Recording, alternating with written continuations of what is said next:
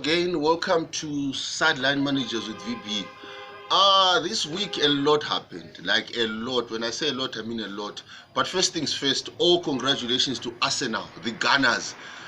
You know, there's a guy who actually gave a prophecy, if I must say, on Twitter. He said Arteta would lose his first games, get on the brink of being fired, and then they'll win the league. That we'll see. But they've won 3 games in a row, and their last game which they won, it was a derby against Tottenham Hotspurs, and they won it emphatically. It wasn't just a victory. And congratulations to Arsenal, but I think they're overdoing the celebrations, because even World Cup winners don't celebrate like that. Because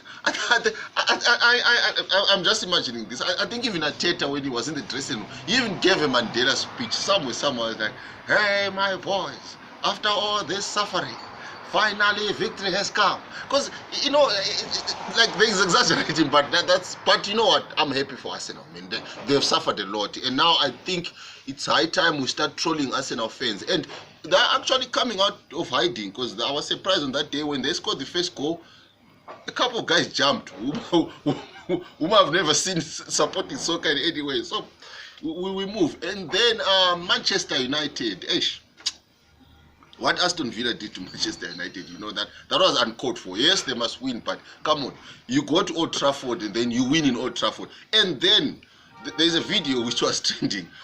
The Villa fans outside the stadium, they were doing the Siu. You know, the Cristiano Ronaldo celebration. Like they were doing a sekele. You know, we call it a sekele here in Africa when people dance, like people getting on. Like even old men. How petty can people be? You know, such disrespect to a Ballon d'Or winner, to a team which is supposed to win the league, to the greatest penalty taker of all time, Bruno Fernandes, who got a penalty ironically in the 91st minute and balloned it out of the stadium. Oh my God! And now I can't find Manchester United fans. I'm looking for them. I can't find them anyway. They're also in hiding. They're in exile, something like that.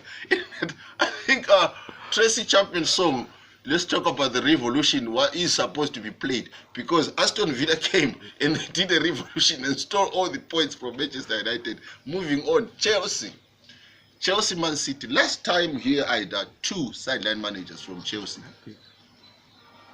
There's nothing. I had 2 sideline managers from Chelsea, Wesley and Paul.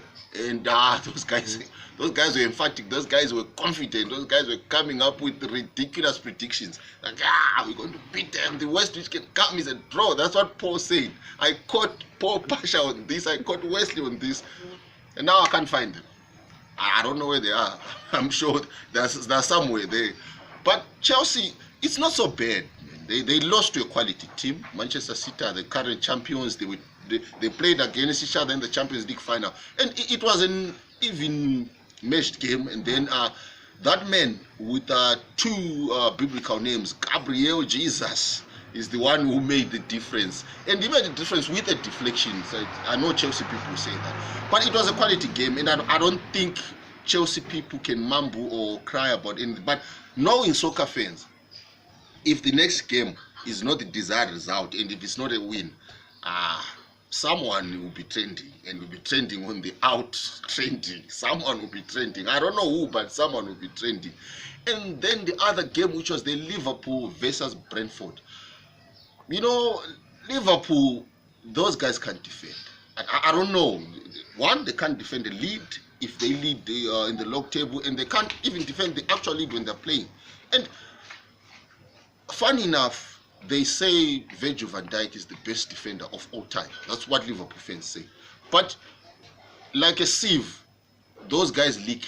Because against Brentford, they let in 3 goals against Brentford, and they're going to play Man City the coming game.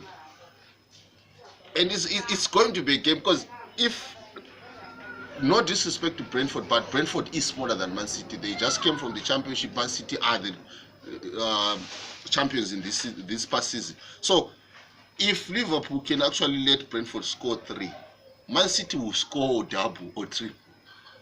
It's going to be a massacre this coming Sunday. And I know fellow sideline managers from Liverpool won't agree, but I'm telling you, if Klopp doesn't build the ship right, doesn't shape those boys in a proper way, We're going to see a massacre, and banter is going to rain like confetti at a wedding for you Liverpool fans. So please, on all your platforms, talk to your team, tell them all of that. But it was a good weekend, and Kaizer Chiefs, being Kaizer Chiefs, almost lost to Marumo Gallants, but they drew 0-0. And you know, to Kaizer Chiefs fans, that's a loss, man.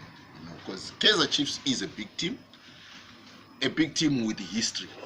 You know, good history. But now, currently, they are playing chips. You know, the Chiefs, they're playing chips. They're playing rubbish. That's the honest truth. And Pirates played against Sundowns. There is no banter there. Sundowns this season hasn't conceded a goal in the DStv Premiership. Not to lose a game, he hasn't conceded a goal. That's how good Sundowns is. And they've got 3 coaches, man. You know, think of it. They've got 3 coaches. Like there's Kompela, there's Mangoba Miti, and then there's Rulani Mkwena. Like, there's 3 coaches. And they are Sundowns. They've got enough quality and 3 coaches. And I always say that 3 coaches, the Father, the Holy Spirit, and the Son. So what can you do to a team like that? And Pirates lost 2-0 to them. I don't see Pirates people complaining. And I think it's also a good thing for Pirates people because Chiefs didn't win. So the beta is there. But so we'll see as the season progresses. And also Moroka Swallows. You know, Moroka Swallows are the draw kings. Like those guys, they draw. If you want to bet on a draw for Moroka Swallows, then you are guaranteed your money because they actually drew their past game. So a lot happened, a lot is going to happen, and we're still here. You'll find us on YouTube, TikTok, Facebook, Twitter. #SideLineManagers with VP, that's the hashtag.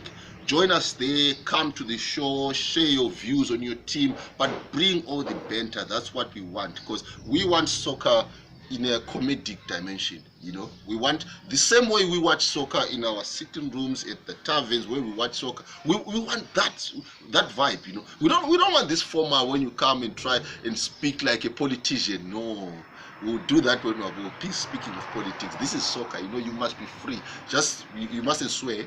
You know, as much as we do when we're in the taverns and all that stuff. But come, you know, come to the show, talk about it, speak about it, and support your team and say what you don't like, what you complain about. So #SideLineManagers with VP. Thank you very much.